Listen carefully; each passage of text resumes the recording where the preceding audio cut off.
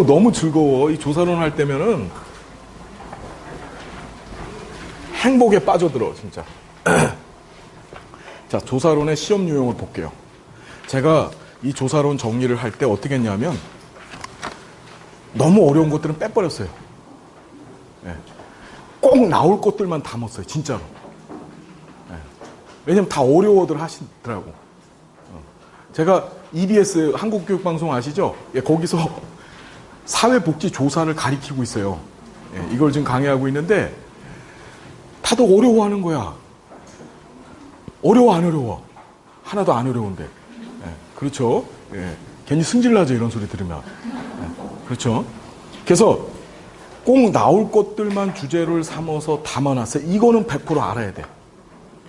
총 44주제인가 그럴 건데요. 꼭 이건 알아야 돼. 자, 우리 하나씩 넘겨보면 첫 번째 과학적 방법의 특징. 100% 시험 문제 나와요. 100%. 근데 이런 거는 사실 시험 문제 축에도 안 들어. 한번 보면, 자, 시험 문제 어떻게 나오나 봐요. 연구 결과에 잠정적이다. 모든 지식은 잠정적이라는 태도에 기반한다. 잠정적이지 않은 지식을 추구한다. 자, 핵심 키워드는 뭐예요? 잠정적이죠. 잠정적이라는 얘기는 뭐냐면 지금 얻어진 연구 결과가 시대와 시간이 지나가면 언제든지 바뀔 수 있는 것이다. 영구 불변한 지식은 있다 없다? 없다라는 거예요. 그게 잠정적이에요. 잠정적. 자, 그 다음에 인과관계 규명을 추구한다. 조사자의 규범적 판단. 인과관계 규명 추구. 자, 우리 조사 연구를 하는 이유가 첫 번째가 뭐냐면, 자, 우리 한번 볼게요. 우리가 조사를 하는, 조사가 연구입니다. 스터디라고 하는 영어 단어를 우리말로 번역할 때 조사라고도 하고 연구라고도 하고, 그래서 시험에도 조사라는 용어, 연구라는 용어를 혼용해서 나와요. 아시겠죠? 이해되시죠? 자, 조사를 하는 이유. 첫 번째는 인과관계 규명이에요.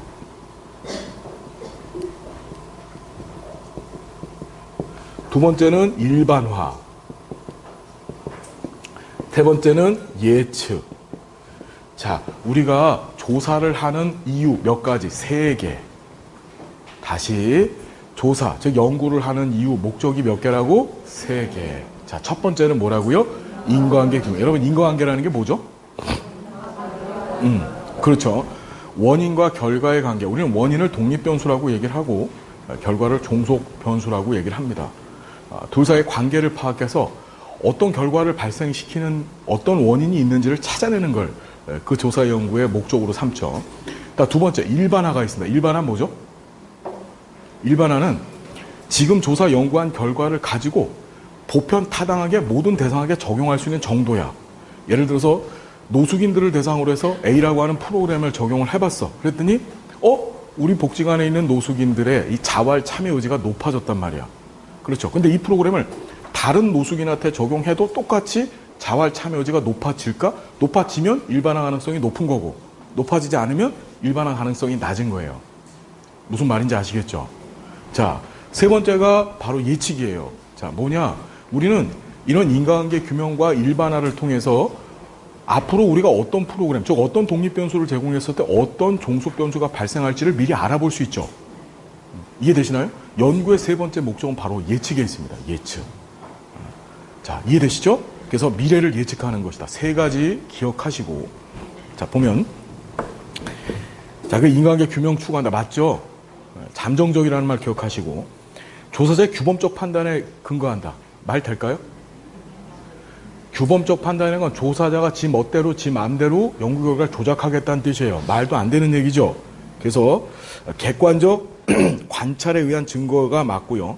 경험적 증거에 기반해서 지식을 탐구한다. 맞죠? 자, 경험적이라는 말이 뭐죠, 여러분?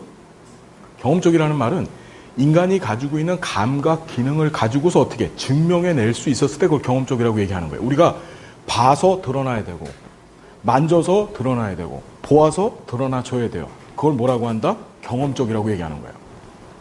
이해되나요? 자, 경험적이라는 말 키워드입니다. 관찰이란 말 계속 나오죠? 관찰이란 증거에 바탕을 둔다. 그러니까 5번하고 7번 문제가 사실은 대립적인, 그러니까 7번이 정답이죠. 그렇죠? 철학이나 신념보다 이론에 기반한다. 조사자의 규범적 판단이나 철학이나 신념이 아닌 이론에 기반한다. 맞죠? 일정한 규칙과 절차를 통해서 이루어진다. 현재 규칙성에 관심이 높다. 체계적이고 포괄적 방법, 객관성 추구, 재현과 반복 가능성 높다. 자, 반복 요구하지 않는다. 반복 요구한다. 즉, 반복 요구한다는 건 뭐냐면 똑같은 절차와 똑같은 방법, 즉 수단을 사용했으면 똑같은 결과물이 나와줘야 된다는 소리야. 이해되죠? 그게 반복 가능성이라고 얘기합니다. 조사는 이런 반복 가능성적 성격을 갖고 있어야 된다. 이해되죠? 그래서 자, 중심 키워드, 논리적, 그렇죠? 경험적 검증 가능성, 간주관성이라는 말 나오는데 이거 조금 이따 합시다. 객관성, 반복, 이걸 재현, 재생, 가능성 이렇게 다른 말로 표현해요. 수정 가능성. 자, 꼭 좀 기억해 두십시다. 그래서 1번 과학적 방법의 특징은 반드시 시험 문제 나온다. 자, 두 번째 연역법 귀납법. 얘가 지금 한동안 시험 문제 안 나오고 있어요. 우리 앞에서 얘기했었습니다. 형식적 조작기 때 아이들이 사고의 특징이 가설 연역적 사고라 그랬죠. 그거예요, 그거. 연역적 사고는 가설로 시작해요. 그렇죠. 가설이라고 하는 명제를 갖고 시작해서 그 가설을 어떻게 하는 거지? 입증해 나가는 절차죠. 이해되시나요? 반면에 자, 관찰자가 나오면 그건 뭐지? 그건 귀납적 사고야. 구체적 조작기 때 아이들의 사고 방식이에요. 이해가 되시나요? 그러니까 관찰 문장 안에 관찰자 나오면 이거 귀납법이고 가설자 나오면 그건 연역법이에요. 그렇게 가를 수밖에 없어요. 시험 문제가. 아시겠나요? 자, 그래서 자 보면 귀납법과 연역법은 상호 배타적이다. 상호 배타적이 아니라 상호 보완적 또는 상호 수완한적이라래. 왜 그러냐면은 예를 들어 이런 거야. 자, 여러분들이 연역법을 시행하기 위해서는 가설을 수립해야 되잖아요. 그럼 가설은 어디서 나온 거예요, 도대체? 예를 들어서 이런 거지. A라고 하는 프로그램을 노숙인한테 제공했더니 노숙인의 자아의지가 높아질 것이다라고 하는 가설을 세웠어요. 그러면 그건 도대체 어디서 나온 거야? 가서 본 거야. 노숙인 한 걸 한번 본 거라고. 보고서 야, 이 프로그램 했더니 어떻게 이런 효과가 있네라는 걸 한번 관찰했죠. 즉 귀납법적으로 관찰한 근거를 갖고 가설을 세우는 거예요. 무슨 말인지 되시나요? 그럼 가설이 쫙 진행이 되면 나중에 뭐가 나? 이론으로 나와요. 이론으로.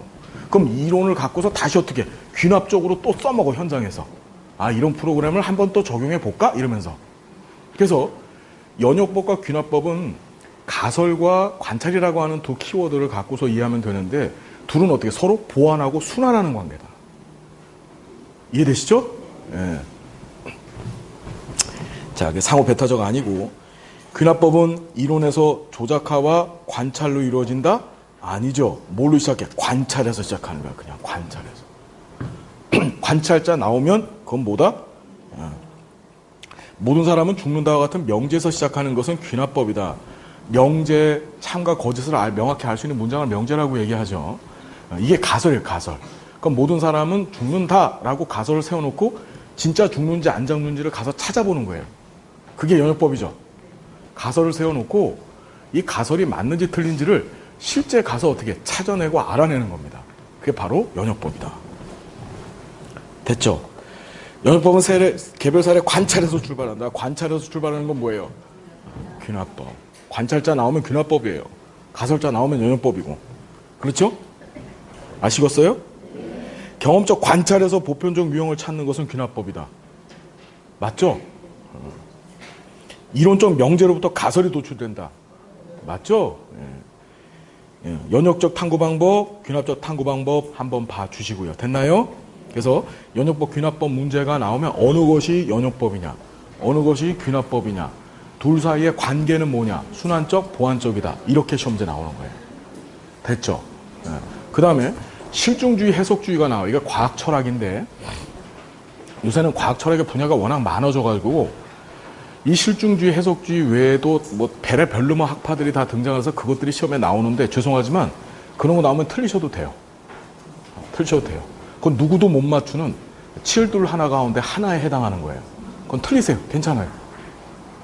여기 있는 것만 맞추면 돼. 아시겠죠? 자, 실증주의, 해석주의는 여러분들이 한번 읽어봐 주시고, 자, 토마스 쿤이라고 하는 아저씨 등장하죠. 요건 보셔야 돼. 자, 쿤이 과학 철학을 얘기하는데, 토마스 쿤 들어보셨죠? 이 사람이 과학적 혁명이라는 얘기를 합니다. 이 사람 전에 여기 좀 볼게요. 우리는 과학적 지식이 어떤 식으로 발전되어져 오는지에 대해서 연구를 한 두 사람의 학자를 공부할 건데, 그 첫 번째 학자가 그 지금 배우는 사람이 바로 토마스 쿤이에요. 토마스 쿤은 과학적 혁명이라고 하는 본인의 저서에서 과학적 지식이 어떻게 급진적으로 변화된다라고 주장을 합니다. 어떻게 변화된다고요? 급진적으로. 자, 이 토마스 쿤에 대립되는 사람이 있는데, 우리 교재에 나와 있나? 그렇죠. 칼 포퍼죠. 자, 여기 좀 볼게요. 이 토마스 쿤이 등장하기 전에 이제 칼 포퍼라고 하는 철학자가 등장하는데, 이 칼 포퍼는 뭐라고 하면 지식은 누적적으로 진보된다라고 얘기합니다. 누적적 진보. 누적적 진보라는 것은 옛날에 우리가 얻어냈던 지식 이외에 또 다른 지식이 쌓여서 어떻게 그 지식을 우리가 갖고 가는 거예요. 근데 토마스 쿤은 누적적인 진보를 인정하지 않고 과학은 혁명 과정을 통해서 급진적으로 어떻게 전혀 다른 형태를 만들어낸다. 자, 뭐라고 하면 토마스 쿤은 패러다임이라는 얘기를 먼저 하는데, 이게 중요한 게 뭐냐면 세상을 바라보는 기본 틀이에요. 일종의 스키마라고 생각하면 돼요. 우리는 그 시대와 상황에 맞는 패러다임을 갖고 있는 거야. 예를 들어서 지금 현재 물리학자들, 천체 물리학자들의 우주관은 스티븐 호킹이 얘기했던 16차원의 우주관이죠. 이전에 아인슈타인이 얘기했던 4차원의 우주관은 끝났어요. 옥스퍼드 대학교에 스티븐 호킹이 등장하면서 16차원의 우주관으로 이 우주관 자체, 우주를 바라보는 패러다임이 바뀐 거예요. 이해되죠? 자, 여기서 꼭 기억하셔야 될 게, 이 패러다임을 도대체 누가 구축하냐 이거야. 이 구축자를 일반 대중이 구축하는 것이 아니라 과학자 집단, 누구요? 과학자 집단이 패러다임을 구축하고 제시해주면 일반 대중은 어떻게 하는 거지? 그 패러다임을 그냥 인정해버리고 받아들이는 거예요. 우리는 왜 16차원의 우주가 존재하는지도 몰라요. 그런데 전문가인 저 과학자들이 어떻게 합의하에 만들어내는 패러다임의 16차원의 우주가 맞구나 하니까 이 시대를 사는 우리들은 어떻게 그 우주관을 그대로 받아들이는 거예요. 그게 패러다임입니다. 무슨 얘기인지 알겠습니까, 여러분? 이해되시죠? 안 되세요? 되셨죠? 자, 그러면서 이 과학적 혁명의 단계를 얘기하는데, 급진적으로 과학적 혁명이 이루어진다라고 얘기를 했죠. 그 첫 단계가 뭐냐면은, 자, 이런 거예요. 전과학, 위기, 그 다음에 정상과학. 그러니까 전과학, 위기, 그 다음에 여기에 혁명이 터지고, 그 다음에 이제 정상과학이 생겨요. 자, 이런 거지. 이 토마스 쿤의 책을 읽어보면요, 이런 얘기가 등장을 합니다. 우리 프톨레마이오스라고 하는 사람이 지동설을 얘기하죠. 누군지도 몰랐죠? 이름이 프톨레마이오스라고 하는 사람이 지동설의 천동설 얘기합니다. 죄송합니다. 천동설. 천동설이 뭐예요? 지구가 태양을 도는 게 아니고 태양이 지구를 도는 거죠? 그게 프톨레마이오스입니다, 이름이. 예. 그 사람이 천동설 얘기했어요. 그러면 자, 그 시대에는 그게 뭐였지?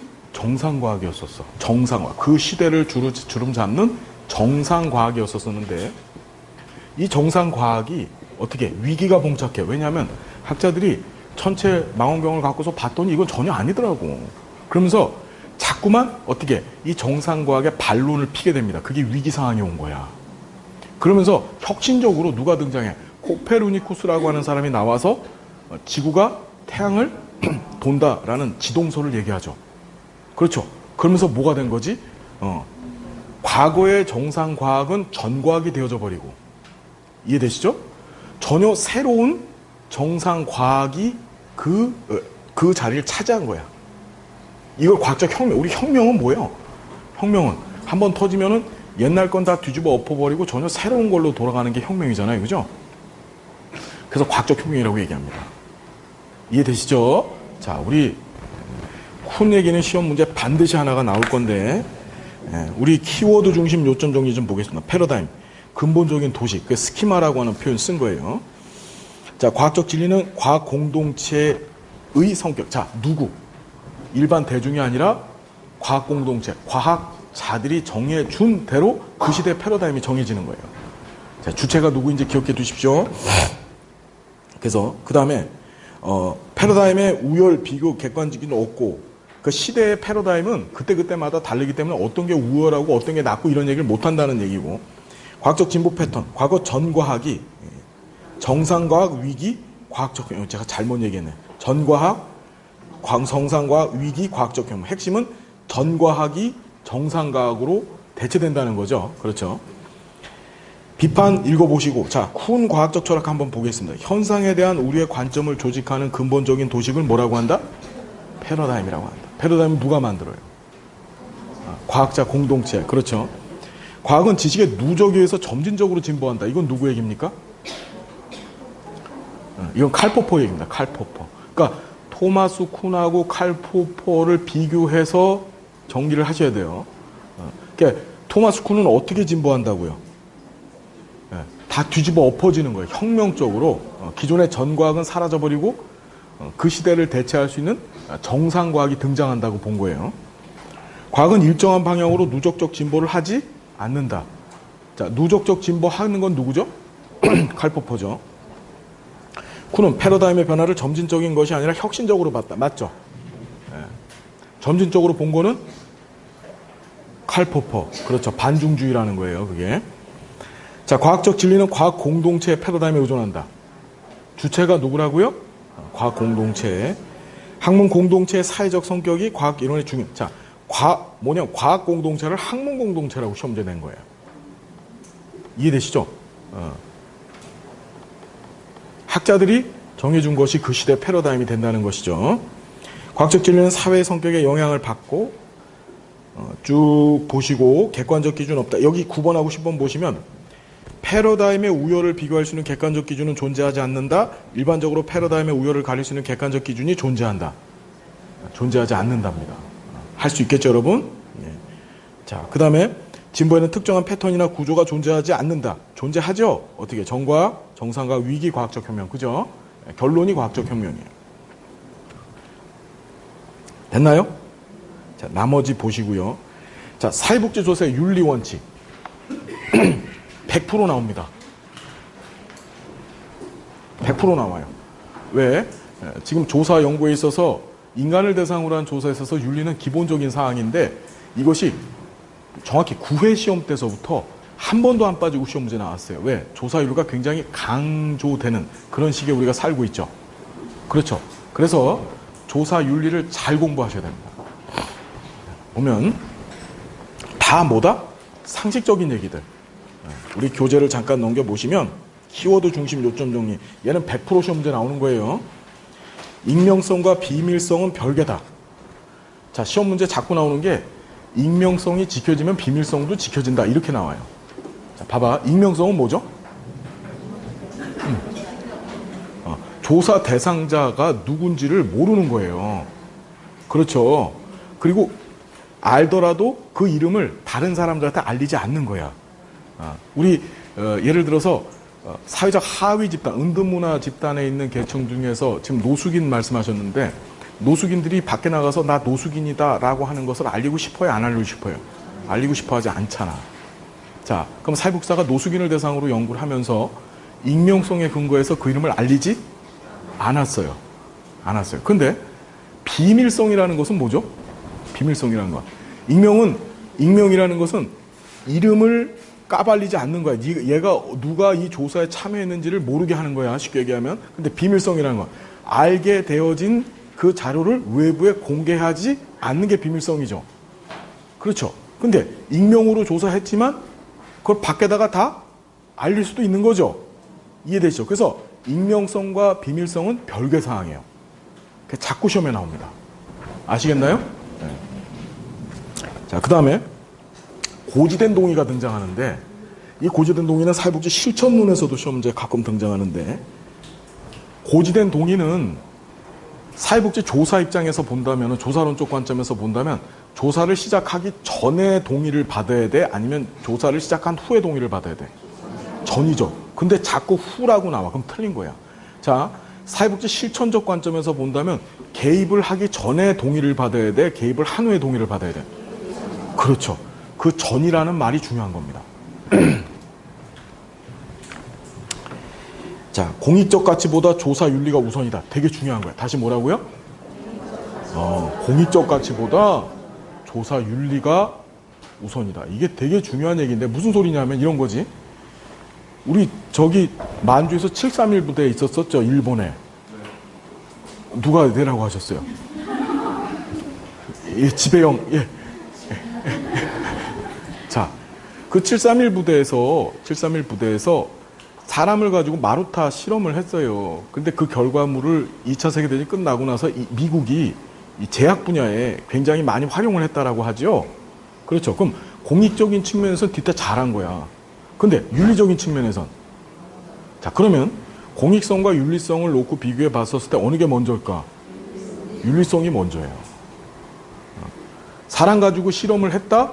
그건 윤리적인 부분에서 큰 문제죠. 그거 하면 안 되는 거죠. 그래서 공익성과 윤리성을 서로 비교했었을 때 윤리성이 공익성보다 앞선다.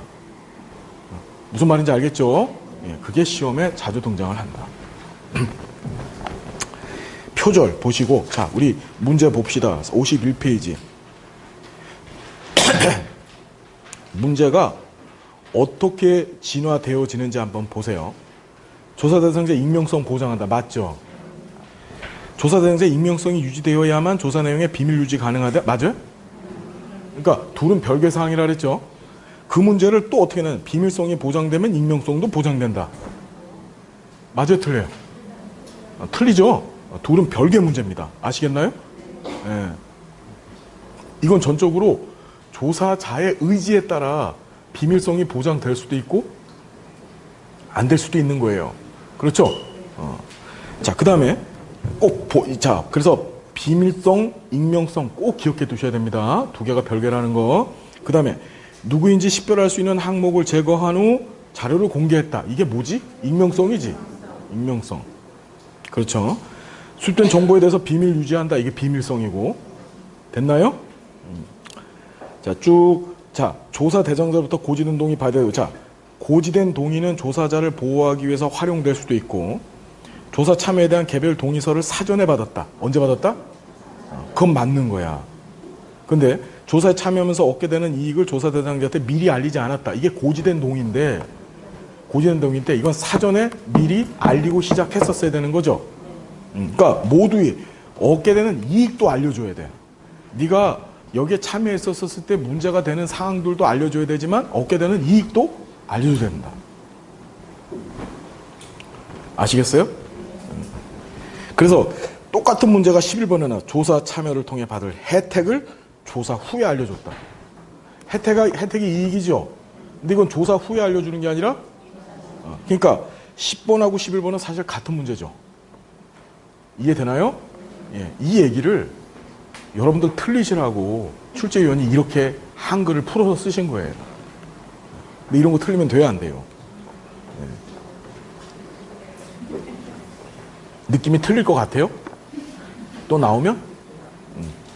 자, 다시 얘기하지만 이 응답 범주를 보시면 이 안에서 유형이 보여줘야 됩니다. 그리고 키워드를 찾아서 여러분들이 보드마킹 해 가시면서 우리 키워드 중심 요점 정리하는 거 있잖아요. 그거 맞춰 가시면 돼요. 자, 그래서 12번 보시면은 고지돼야 되고 유형과 더불어 혜택도 고지된다. 그 얘기가 그 얘기죠. 12번에. 그 다음에 13번.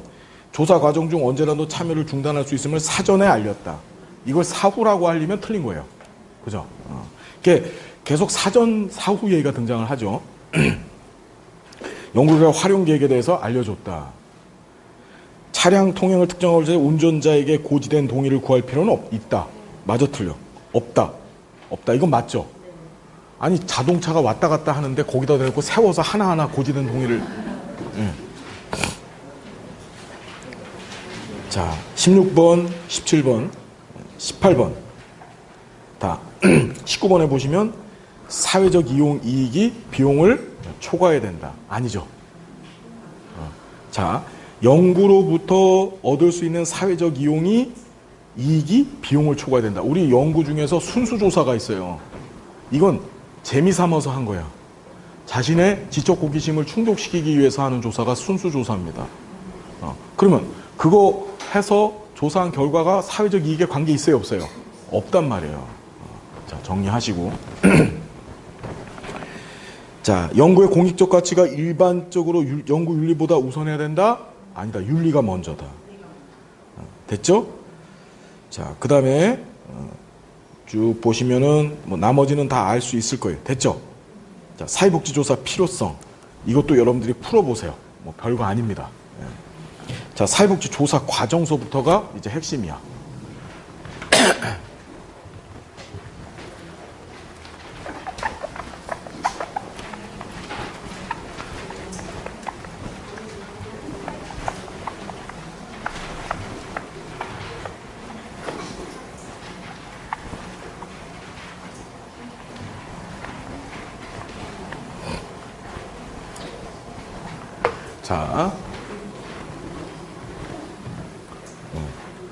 자, 여러분 여기 봅시다. 사회복지 조사 과정이에요. 여기 좀 잠깐 봐주세요. 자, 조사 과정은 어떻게 이루어지냐면은 맨 처음에 조사 문제를 설정합니다. 내가 무엇을 조사할 건지에 대해서 그 조사 문제를 정하는 거예요. 이해되시죠? 그렇죠. 그래서 이 조사 문제는, 자, 시험에 나왔던 게 이 조사 문제 설정 시에 조사 문제는 반드시 어떻다? 의문문. 무슨 문? 의문문으로 구성돼야 된다. 7월 노숙인을 대상으로 한 자활 프로그램은 이 프로그램이 과연 노숙인의 자활 의지에 도움이 될까? 이렇게. 이해되시죠? 그 다음에 둘의 관계는 반드시 정 또는 부의 관계로 기술돼야 된다. 정 또는 부의 관계. 무슨 관계? 정부의 관계. 자, 정의 관계라는 게 뭐냐? 자, 우리 원이 되는 독립 변수가 있고 결과되는 종속 변수가 있었을 때, 저 좀 볼게요. 종속 변수 값이 올라가면 독립 변수 값이 올라갈 때 종속 변수 값도 같이 올라가거나 또는 떨어질 때 같이 떨어져. 이걸 둘 사이의 정의 관계라고 하는 거예요. 예를 들어서 노숙인 자활 프로그램을 제공을 했어. 그랬더니 노숙인의 자활 의지가 높아졌죠. 그죠? 그러면 자활 프로그램 제공하니까 노숙인의 자활 의지는 높아져. 둘은 무슨 관계? 정의 관계죠. 근데 노숙인한테 프로그램을 제공했더니 노숙인들의 실업률은 떨어져. 그럼 둘 사이의 관계는 무슨 관계? 그땐 부의 관계가 되는 거예요. 하나가 올라갈 때 하나가 떨어지거나 하나가 떨어질 때 하나가 올라가면 그걸 부의 관계. 정의 관계는 같이 올라가거나 같이 떨어지면 그게 무슨 관계? 정의 관계. 여러분 정리됐나요? 됐죠? 됐어요? 정부의 관계. 자, 이게 핵심이에요, 이게. 자, 그럼 조사 문제가 설정되면 그다음 우리 뭐 하냐면은 가설을 수립해요. 뭐 한다고요? 가설을 수립합니다. 가설은 뭐죠, 여러분? 어떤 것을 뭐뭐하면 뭐뭐하게 될 것이다. 자, 조사 문제는 의문문으로 설정을 하는데 가설은 반드시 조건문으로 설정합니다. 무슨 문? 뭐뭐하면 뭐뭐하게 될 것이다. 얘도 설정이 어떻게? 독립변수와 종속변수로 설정할 때 정의관계 또는 부의관계로 설정해야 돼요. 이렇게 시험에 나왔어요. 아시겠죠? 그래서 가설을 설정하고 그 가설을 지금부터 어떻게 입증할 건지에 대해서 뭘 합니까? 조사 설계를 해요. 뭐 한다고요, 여러분? 조사 설계. 즉, 수립되어진 가설을 어떻게 입증할 건지에 대한 마스터 플랜을 세우는 거예요.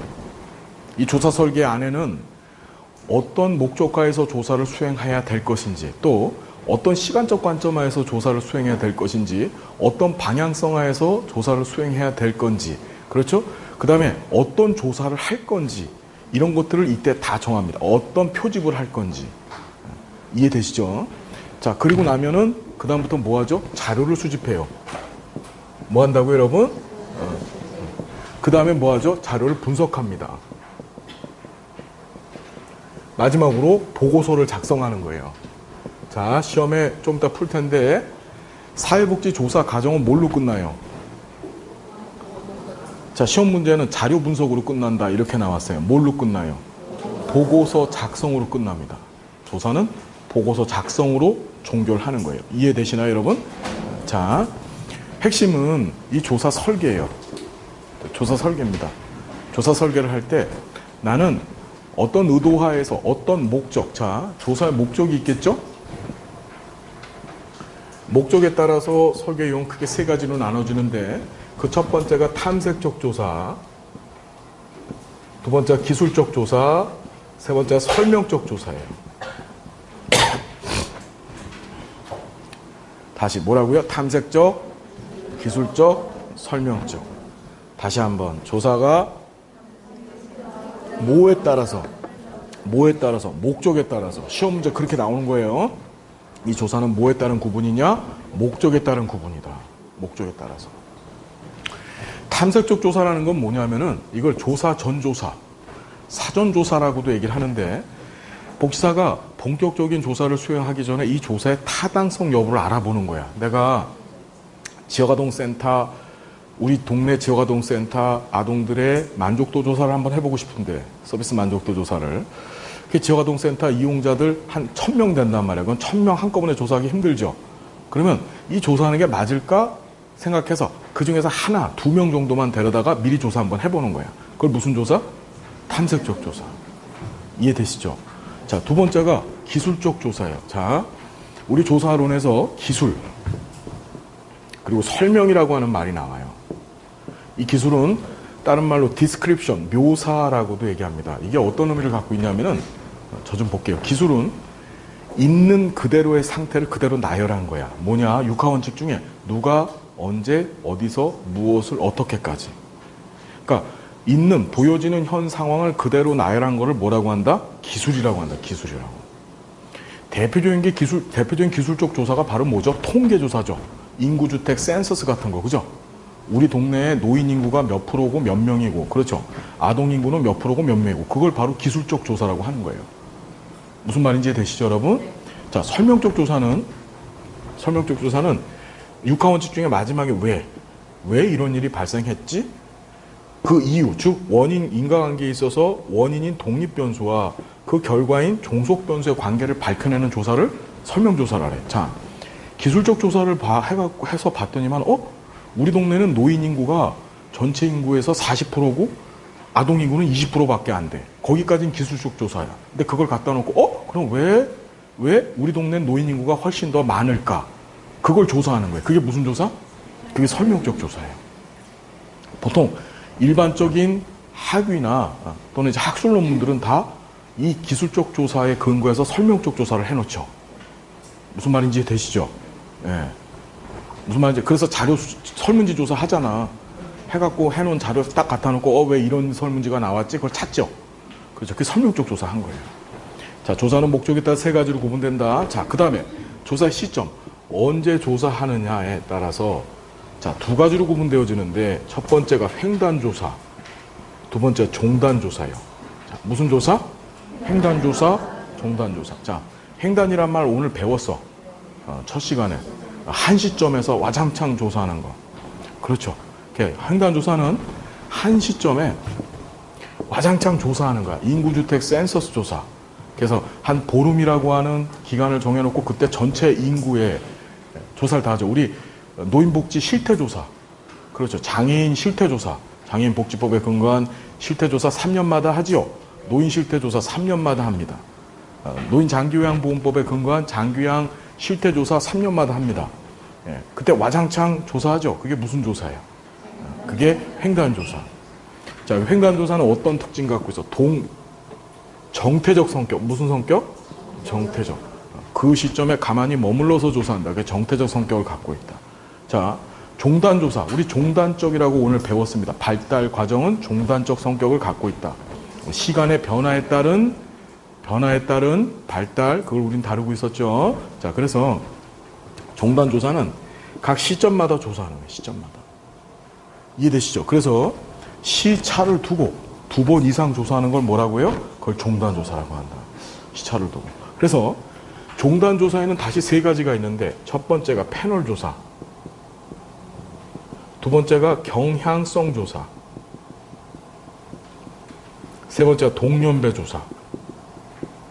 자, 다시 종단조사 종류 몇 개? 첫 번째 패널 조사, 두 번째 경향성 조사, 세 번째 동년배 조사. 자, 조사 주제를 정할 때 이때 조사한 거, 이때 조사한 거, 조사한 거. 자, 조사 주제는 동일해.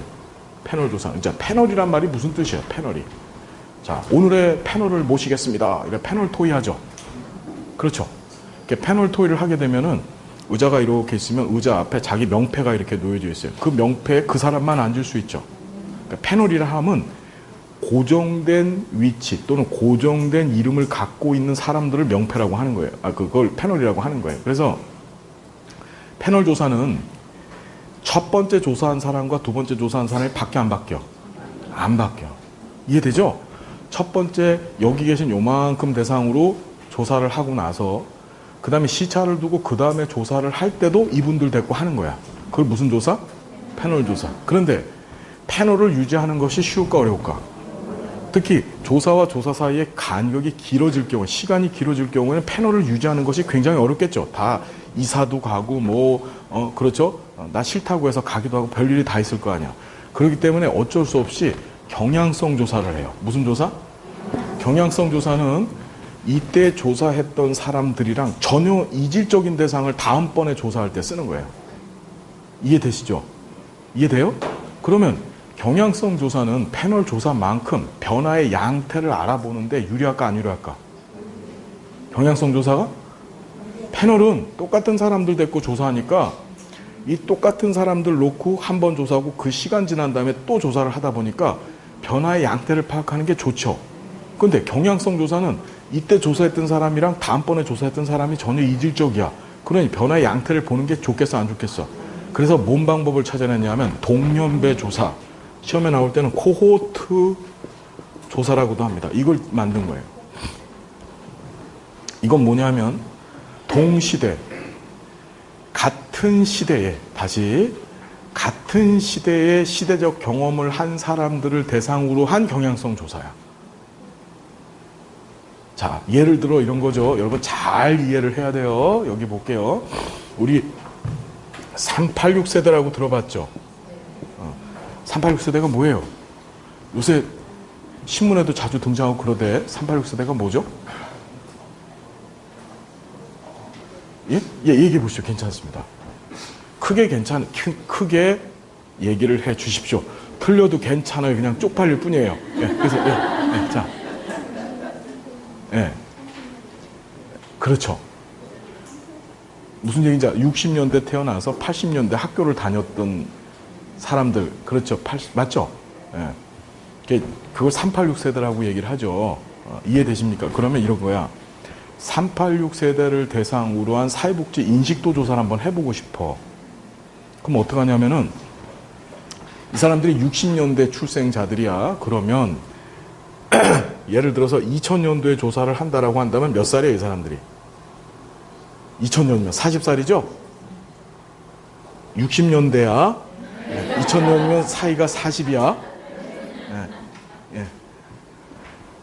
무슨 얘기인지 아시죠? 이것이 바로 무슨 능력? 조합 기술이라 그랬어요. 더하고 빼고 곱하고 나누기. 무슨 기? 구체적 조작기, 아동기. 예? 조합적 사고하고 조합 기술은 틀리다 그랬죠? 예. 아동기 때 그게 획득이 되어져 있어야 되는 거야. 예. 우리 계산 돼요, 안 돼요? 안 되는 분이 있어, 지금 여기.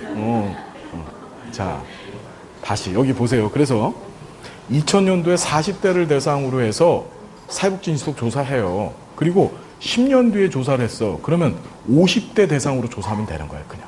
대신에 이때 조사했던 사람이랑 이때 조사했던 사람은 같아요, 틀려요? 틀린 거예요. 그게 무슨 조사? 바로 동년배 조사.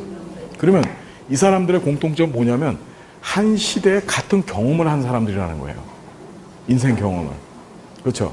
그 시대적 경험에 노출될 가능성이 굉장히 많은 사람들이죠. 그걸 동년배 조사라고 한다. 그래서 시험 나올 때 뒤에 세대자 붙어 있는 거 있죠. X세대, Y세대, 386세대, 625세대 이런 말 붙어 있으면 거의 동년배 조사다. 됐나요? 자, 그 다음에 조사의 방향성. 내가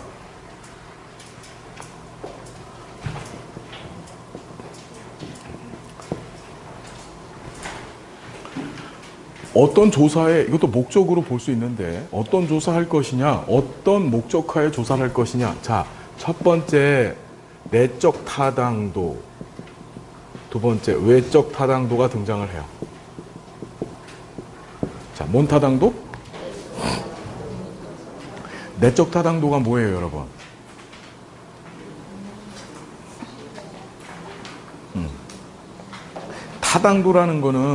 타당도라는 것은 무슨 뜻이죠? 우리 타당도, 신뢰도, 척도의 타당도와 신뢰도가 있었었죠. 타당도라는 것은 목적에 부합되느냐를 타당도라고 얘기하는 거예요. 그럼 내적 타당도라는 것은 조사를 수행함에 있어서 내부적 목적, 여기에 부합되느냐, 그 내부적 목적이 바로 인과관계야. 자, 내적 타당도 하면 뭐가 생각나야 돼? 인과관계. 자, 인과관계가 높은 연구, 그게 뭐야? 내적 타당도가 높은 연구야. 이해되시죠? 반면에 외적 타당도라는 거, 우리 조사 목적 아까 세 가지 얘기했었을 때 그 중에 일반화. 외적 타당도는 뭐라고요? 일반화 정도. 즉 조사를 해서 얻어진 결과를 갖고, 그렇죠, 다른 표본들한테 적용을 해도 그것이 어떻게 동일한 종속 변수, 즉 효과를 발생시킬 수 있는지에 대한 연구. 그게 바로 뭐죠? 외적 타당도야. 이해되시죠? 자, 내적 타당도는 다시 뭐라고요? 인과관계가 높은 연구. 외적 타당도는 일반화 정도. 자, 내적 타당도가 높은 연구는 하나밖에 없어. 이게 실험 설계야. 내적 타당도 높은 연구는 하나밖에 없어. 자, 시험 문제 나올 때 내적 타당도 얘기만 나왔다면 그건 실험 설계야, 그냥. 아시겠어요? 외적 타당도가 높은 설계는 바로 뭐죠? 그러니까 조사 방법이 표본 조사죠. 무슨 말인지 되세요, 여러분? 표본 조사. 표본 조사가 뭔가요, 여러분? 내가 조사하고자 하는 전체 집단, 그걸 우리는 모집단이라고 얘기하는 거예요. 그죠? 모집단이 있었을 때 모집단을 대표하는 일부분, 이걸 우리가 표본이라고 합니다. 이 표본을 끄집어내죠. 그 끄집어내는 행위를 우리 뭐라고 하지? 표집이라고 하는 거야. 그래서 표본을 끄집어내서 표본의 속성을 갖고 모집단 전체의 속성을 추정해내는 거야. 그걸 표본조사라고 해요. 대한민국에 1000명을 대상으로 해서 설문조사를 했는데 대통령에 대한 만족도 설문조사를 했어요. 1000명을 대상으로 해서. 근데 그중에서 900명이 좋대요. 그렇죠. 우린 그걸 갖고 어떻게 하는 거지? 대한민국 성인 남성 3천만 명이 대통령을 좋아합니다 라고 추정하는 거죠. 이해되시나? 그게 표본조사예요. 이 표본의 숫자, 그걸 표본의 크기라고 하는데, 표본 크기가 늘어나면 늘어날수록 어떻게 되는 것이다? 외적 타당도도 높아지게 되겠죠. 무슨 얘기인지 이해가 되십니까? 자, 내적 타당도 인과관계, 외적 타당도 무슨 얘기인지 이해되시죠? 자, 그래서 자 보시면 이 실험 설계가 종류가 세 가지가 있죠. 크게. 첫 번째가 진실험 설계. 우리 순수 실험 설계라는 게 있고, 유사 실험 설계가 있고, 원시 실험 설계가 있어요. 우리 순수 실험 설계 안에 통제단 사전 사후 검사 설계, 통제단 사후 검사 설계, 솔로몬 사집단 설계, 요인 설계라고 하는 4가지 설계가 있고. 왜 웃으세요? 왜? 네. 그 다음에 유사 실험 설계 안에 단순 시계열 설계, 복수 시계열 설계, 비동일 통제단 설계 3가지가 있어요. 원시 실험 설계 안에 일회 사례 설계, 그렇죠. 정태적 집단 비교 설계가 있어요. 그렇죠. 예. 기가 막히죠, 듣고 있으니까. 예. 예. 자, 그래서 그 유형들을 어떻게 찾아내는 겁니다. 자, 이게 기본 베이스예요. 왜 웃으세요? 왜? 자, 이 기본 베이스를 바탕으로 해서 지금부터 달려갈 겁니다. 아시겠죠? 예. 지금 몇 시입니까? 5시 36분인가요?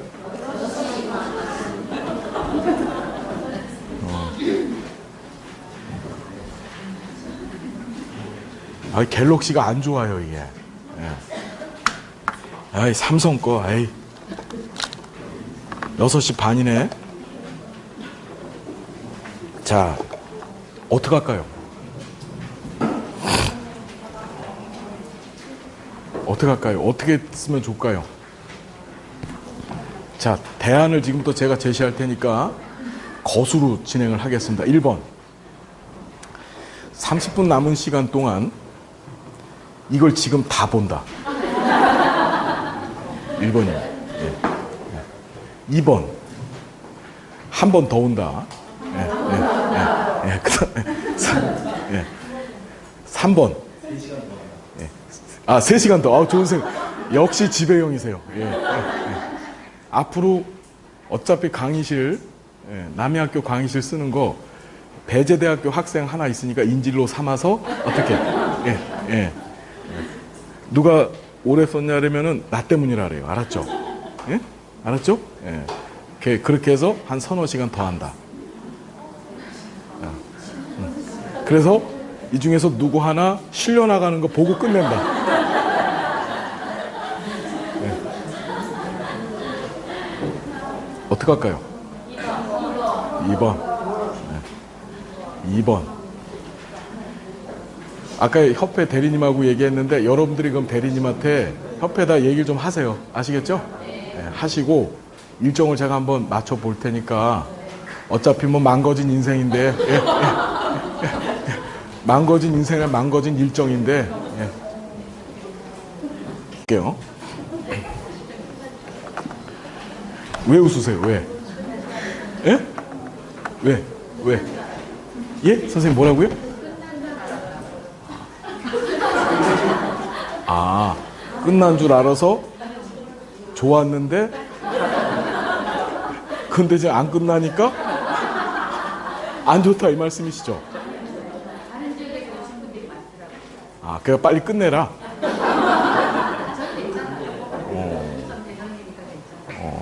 여러분 남 탓하는 게 무슨 방어 기제라 그랬죠? 예?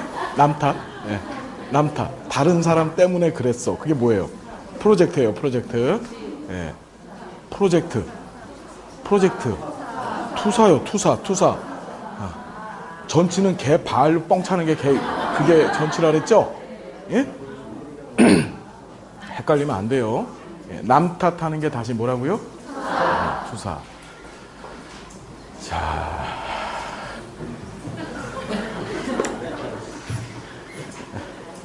실례지만 어떤 일을 하시죠?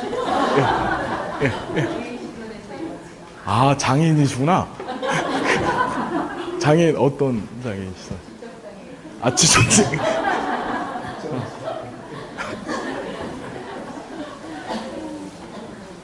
이게 없는 것 같아요. 확실히 전염병인 것 같아요. 클라이언트를 닮아가죠. 동일시 방어기제가 일어나는 거예요 지금. 그래서 지적장애가 나쁘다는 뜻이 절대 아니고 그래서 선생님은 왜 해야 돼요? 우리 조사 과정을 보면 이렇게 나왔어요. 연구 문제 설정은 가설 설정과 조사 단계의 전 단계이다. 연구 문제 설정은 가설 설정과 조사 설계 단계의 전 단계이다. 이건 굉장한 수준의 국어 시험이에요. 그렇죠. 예. 이거는 다문화인들은 절대 풀 수 없는 그런 문제입니다. 그죠? 예. 구체적으로 조사 방법의 선택은 연구 목적의 영향, 이런 상식적으로. 자, 자료 해석. 자료 해석이 자료 분석이죠? 결론을 도출할 수 있다. 상식적인 얘기죠. 자, 조사 대상 변수들 사이의 논리적 구조를 설정하고 가설 설정에서 일반에 이르기까지 필요한 재반 활동에 대해서 계획 세우는 거. 계획 세우는 건 뭐죠? 그게 조사 설계죠. 자, 조사 과정을 알고, 자, 조사 문제 설정 좀 보겠습니다. 문제 설정, 올해 작년 시험 안 나왔어요. 올해 문제 설정이 시험제 나올 겁니다. 자, 문제 설정은 의문문의 형태로 기술한다. 뭐라고요, 여러분? 핵심이고, 대신에 가설은 무슨 문? 무슨 문이라고 묻는 것이 조사 문제 의문문, 가설에서는 조건문밖에 없어요. 아시겠죠? 기억을 해두시고. 그래서 자, 1번 모든 사회복지 조사는 연구 문제가 있다. 맞죠? 그래서 시작하잖아. 뭐 연구 문제 발견 및 설정은 조사의 핵심적인 부분이다. 이게 나머지 예를 들어서 가설 수립은 연구의 핵심적인 부분이다. 이런 맞아 틀려요. 그것도 다 맞는 거야. 다 핵심적인 거야. 안 핵심적인 게 어디 있어요, 여기서. 하나라도 빠지면 조사 과정 성립이 안 되죠. 그러니까 다 핵심적인 거야. 무슨 얘기인지 알겠습니까, 여러분? 예. 그 다음에 관심이나 의문의 대상이 서술돼야 되고, 시간 윤리. 자, 5번. 주로 평서문 형태로 서술돼야 된다? 아니다. 자, 6번, 7번. 자, 7번 좀 봐요. 연구 결과의 함의에 맞추래. 함의라는 게 뭐죠? 함축되어진 의미죠. 우리가 논문 쓸 때 맨 마지막에 연구의 함의를 담습니다. 뭐냐면 이 연구를 통해서 얻어진 결과를 갖고 어디에 적용하면 좋을 것입니다. 정책적 제안이나 또는 실천적 제안을 하죠. 그게 함의예요. 함의는 어느 단계에 실리는 거야? 여기서 실리는 거야. 여기서. 보고서 쓸 때. 이해되죠? 함의라는 말이 들어가면 이건 보고서 쓸 때 얘기입니다. 됐죠? 됐나요? 자, 정관계로 기술돼야 된다. 맞아요, 틀려요? 정 또는 부의 관계. 잠정적 결과를 예측하는 연구 문제를 제시할 수 있고. 자, 다 보시면 되겠죠? 자, 그 다음에 분석 단위 오류가 등장합니다. 자, 분석 단위가 있어요. 분석 단위. 우리 예를 들어서 저 좀 봅시다. 노숙인들을 대상으로 한 뭐 자활 프로그램이 뭐 자활에 미치는 영향, 이렇게 논문 제목을 정했죠. 그때 주어가 되는 그 노숙인이 바로 분석단이야. 그러니까 우리가 논문에서 분석단이라고 하는 것은 크게 네 가지가 있는데, 무엇을 대상으로 조사할 것인가, 조사의 대상을 뭐라고 한다? 우리가 분석단이라고 하는 거예요. 조사의 대상. 그래서 분석 단위의 종류는 네 가지가 있는데, 이것도 좀 기억합시다. 저 좀 잠깐 보겠습니다. 자, 강남에 갔더니 우리 집 공사도 못하는데 강남 부자들은 개집도 공사를 해줍니다. 뭐라고요? 예, 개집공사. 개집공사. 다시 뭐라고요?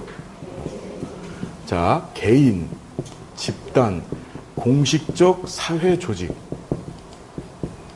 사회적 가공물. 자, 분석단위 종류 몇 개? 4개. 분석단위 종류 몇 개? 4개. 다시 한번. 개인. 자, 우리 사람 하나를 대상으로 조사할 수 있어요. 상담 논문들 보면요. 상담 있잖아요. 상담. 상담 관련해 갖고서 어떤 치료적 개입을 하고 나서의 결과물을 논문으로 쓰잖아요. 그때는 A라고 하는 클라이언트를 대상으로 이런 프로그램 진행했다. 그랬더니 이런 결과가 나왔다. 라고 한 사람을 분석 단위로 할 수 있습니다. 그게 개인이에요, 개인. 이해되죠? 질적 연구에서도 많이 사용하는데, 개인을 대상으로 한 분석 단위. 그 다음에 두 번째 집단이에요. 사람들의 모임이죠. 아까 노숙인들 대상으로 해서 프로그램 제공, 그게 바로 뭐다? 집단이에요. 세 번째가 공식적 사회 조직이라고 해서 공식적으로 드러나 있는 우리 사회 조직체들. 예를 들어서 A라고 하는 사회복지관의 업무 효율성에 관한 연구, 이런 거 할 수 있겠죠. 그렇죠. B라고 하는 노인 양로시설에 대한 뭐 서비스 만족도에 관한 연구 할 수 있겠죠. 무슨 얘기인지 이해되세요? 그게 바로 뭐다? 분석 단위로서 공식적 사회 조직이야. 마지막으로 사회적 가공물이라는 것은 뭐냐면 사람이 만들어낸 창작물.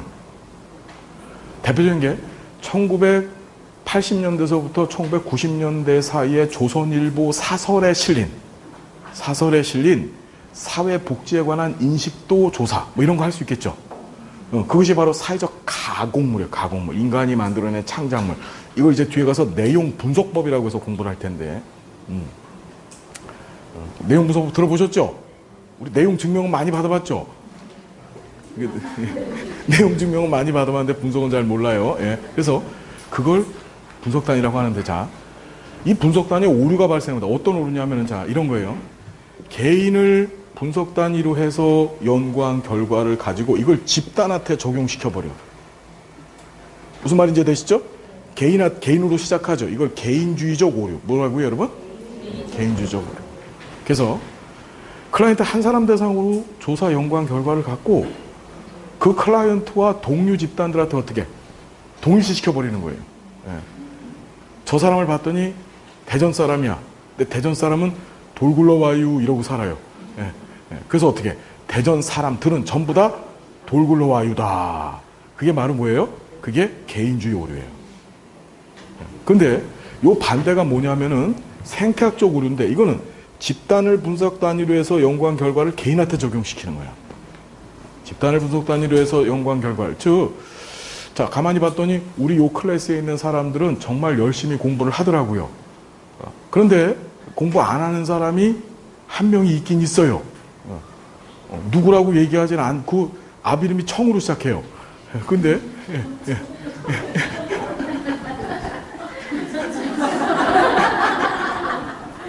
왜? 전 얘기 안 했어요. 전 누구라고 딱 집어 얘기 안 했죠. 자, 그런데 여긴 다 공부 열심히 한다 이래놓고서 어떻게 이 사람도 공부 열심히 해. 이렇게 하면 어떻게 되는 거지? 생태학적 오류예요. 무슨 말인지 알겠죠? 이해되십니까? 자, 세 번째 환원주의 오류가 있는데 너무나 많은 변수들이 있는데 그 변수들을 다 제쳐두고 한두 가지 변수만 가지고서 전체를 해석해 버리려고 하는 거야. 예를 들어서 우리 사회에 왜 빈곤이 발생했을까? 그렇죠. 그러면 경제학자들은 경제학적인 변수만 갖고 해석하려고 하고 정치학자들은 정적인 변수만 갖고 해석하려고 해요. 이해되시죠? 예. 뭐 사회학자들은 사회 구조적인 문제만 갖고 해석을 하려고 하겠죠. 그런 걸 무슨 오류? 환원주의 오류. 그래서 자, 우리 오류의 종류 몇 개가 있다? 세 가지가 있다. 그 중에서 시험에 맨날 나오는 건 개인주의 오류하고 생태학적 오류다. 자, 보시니까 자, 1번 문제 좀 봐봐요. 17개 시도를 조사하여 대학 졸업 이상의 인구 비율이 높은 지역이 낮은 지역에 비해서 중위소득이 더 높음을 알게 됐다. 이를 통해 학력 수준이 높은 사람이 낮은 사람에 비해서 소득 수준이 높다는 결론에 도달했다. 이 경우 발생한 분석단위 오류는 이게 뭘까요? 그렇죠. 그러니까 17개 시도, 집단을 대상으로 한 조사 결과를 갖고서 학력 수준이 높은 개인한테 적용을 좀 시키고 있죠. 학력 수준을 갖고서. 이게 바로 생태학적 오류예요. 무슨 얘기인지 풀 수 있겠죠? 이런 문제 나오면. 자, 인과관계 조건. 자, 이것도 중요한데 인과관계 조건. 우리 너무나 유명한 이거 반드시 시험 문제 나올 겁니다. 인과관계 세 가지 조건이 있는데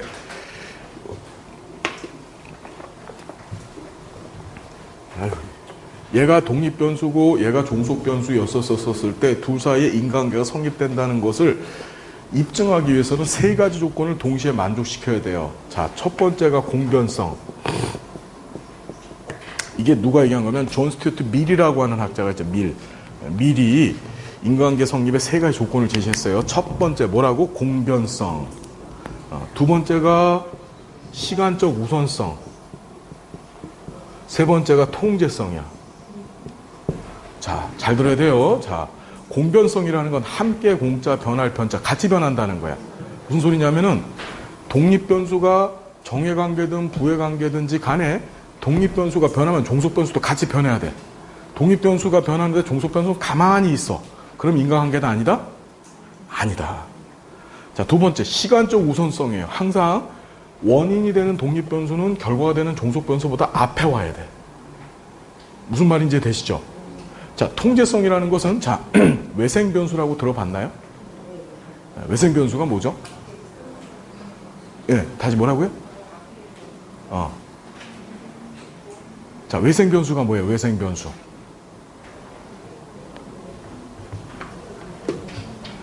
자, 봐요. 자, 우리 요거 좀 짚고 갑시다. 자, 여기 좀 잘 봅시다. 독립변수를 X라고 놓고 종속변수를 Y라고 놨었을 때 둘 사이 인과관계를 이런 식으로 표현을 합니다. 이해되시죠?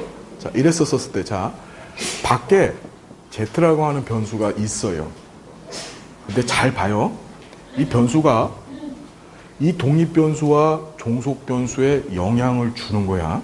영향을 주는데 대단히 이상한 영향을 줘. 어떻게 주냐면은, 잘 집중해 들으십시오.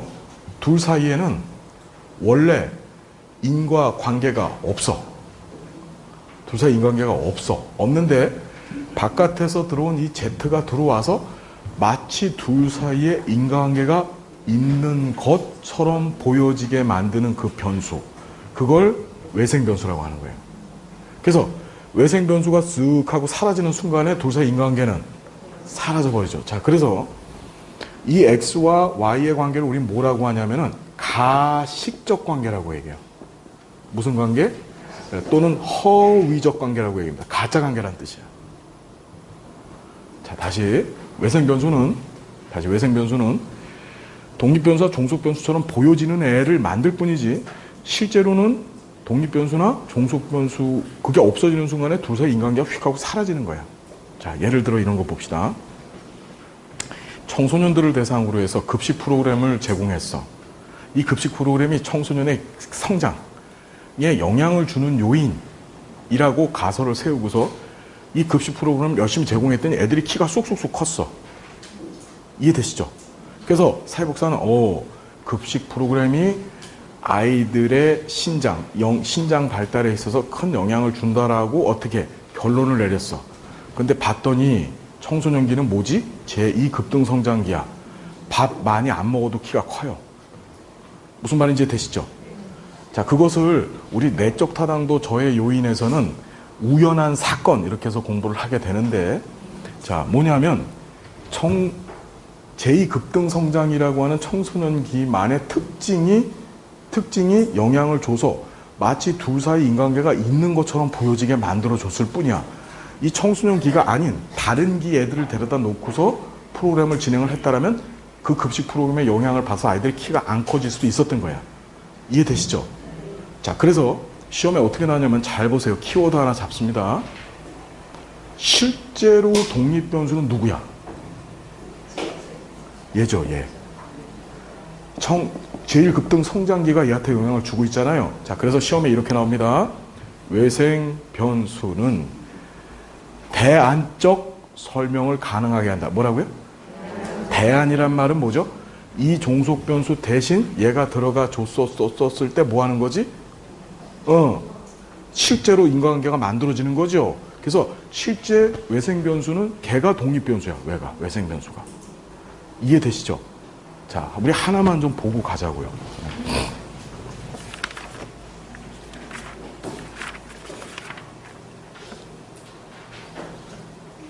자, 56페이지에 16번 봅니다.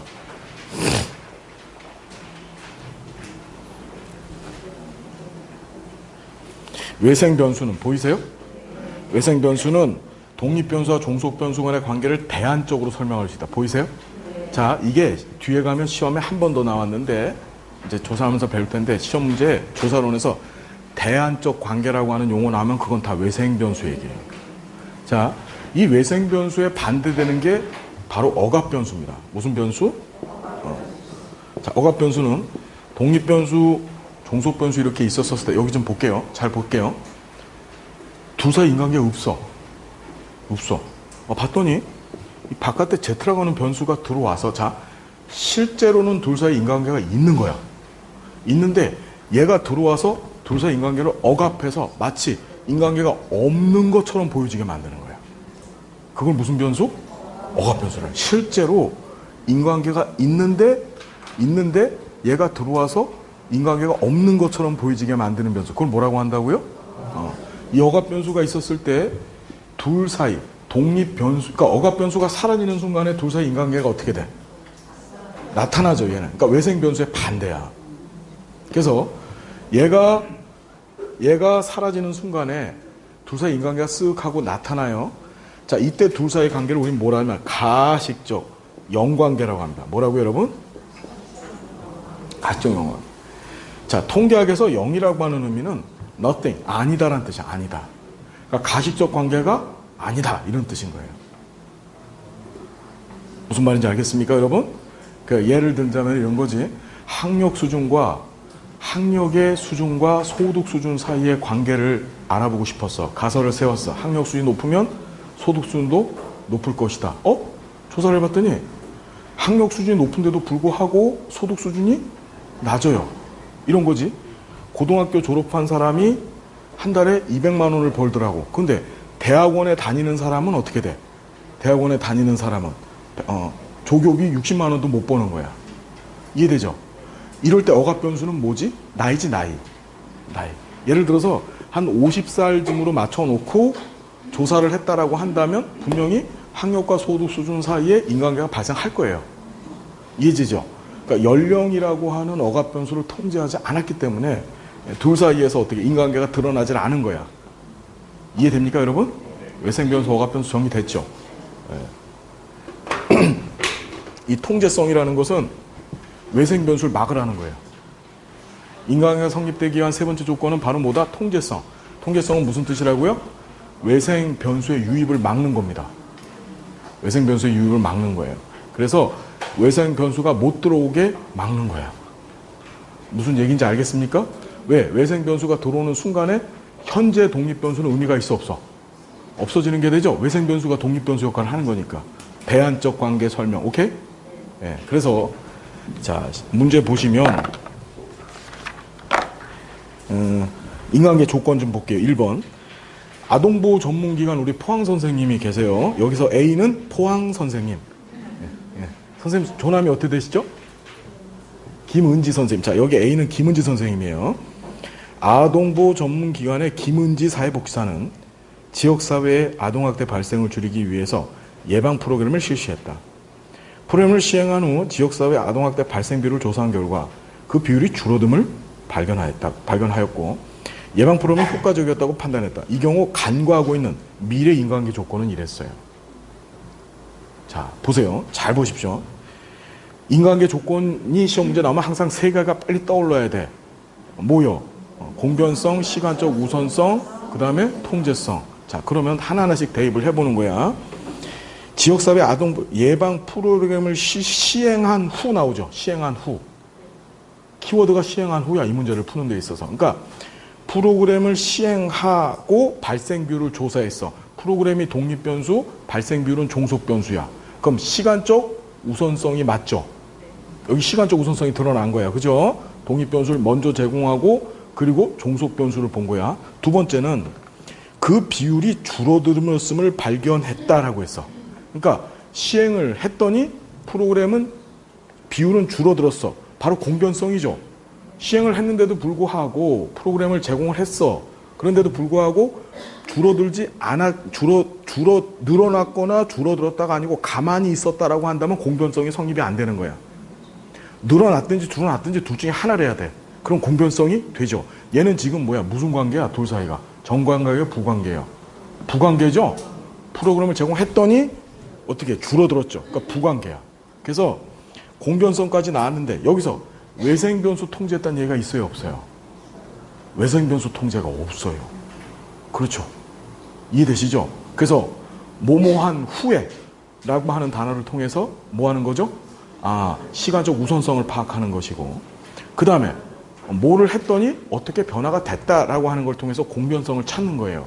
그런데 외생변수 통제성에 관한 얘기, 어떻게 외생변수를 막았다는 얘기는 여기에 존재하지 않단 말이에요. 예를 들어서 이걸 막게 하려면은 얘네들을 데려다 놓고 실험실에다 가둔 다음에 그런 다음에 프로그램을 제공했다. 그럼 돼요. 이게 이제 뒤에 가서 내적 타당도 저해 요인을 공부할 때 여기에는 어떤 일이 벌어지면 개입의 확산 같은 문제들이 벌어질 수 있어요. 모방이라고 얘기하죠. 그래서 얘네들이 프로그램을 받았는데 이걸 갖고 밖에 나가서 이 사람 저 사람한테 알리고 다닌 거야. 이해되죠? 통제 집단한테.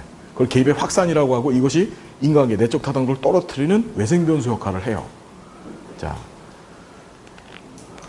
지금 무슨 소리인지도 모르고 다 지금 거의 초죽음 상태야. 초죽음 상태. 자, 오늘 여기까지만 합시다. 자, 여러분 오늘 전과정 다 못 끝내서 정말 죄송해요. 근데 수업이 좀 도움이 되셨나요? 행복하셨어요? 청소 선생님 괜찮으셨어요? 네, 괜찮으셨죠? 네. 자, 우리 포항 선생님은 어떻게 집에 가요? 네. 본가가 이쪽이고, 그 오늘 본가에서 주무시는 거예요? 그럼 먼 데서 온 게 아니네. 글쎄요, 집으로 왔네, 집으로.